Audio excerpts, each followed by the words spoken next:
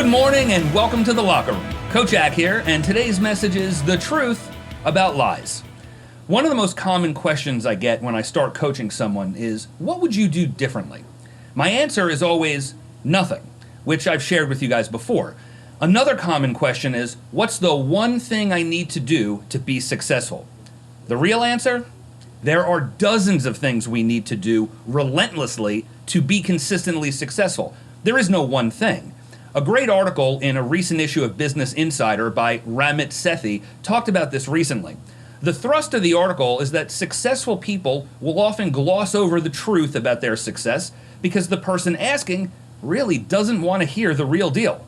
Unfortunately, the real deal doesn't care whether or not we want to hear it. It's the real deal for a reason. It takes a lot more to succeed than we realize, and we tend to be overly optimistic about the results of anything we try before we set out. Here's a tip.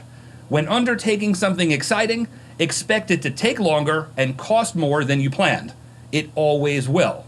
So what does it really take to succeed? In a nutshell, sacrifice. The bigger our ambition, the more sacrifice will be required, and there's simply no way around that. It will cost time, money, sleep, relationships, hobbies. The list, unfortunately, could go on for a while.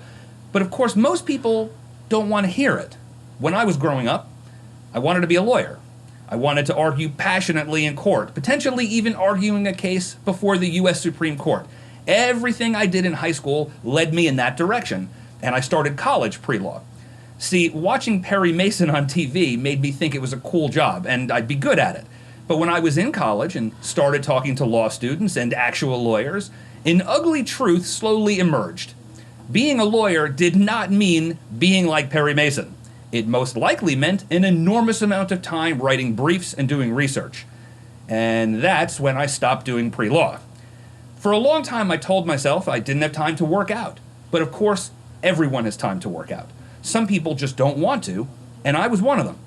But it turns out that my gym opens at 5 a.m. and my alarm will in fact make loud noises at 4:45 a.m. if I ask it to. Problem solved. So today, let's sacrifice that sleep or time or whatever comfort we've convinced ourselves we need. Let's embrace the truth that champions live by, that it's harder and costs more than we realize whatever we're chasing, but it's worth it. When we face this truth, we live our very best life. Thanks for joining me in the locker room today, guys. We'll see you next time. Make it an amazing day.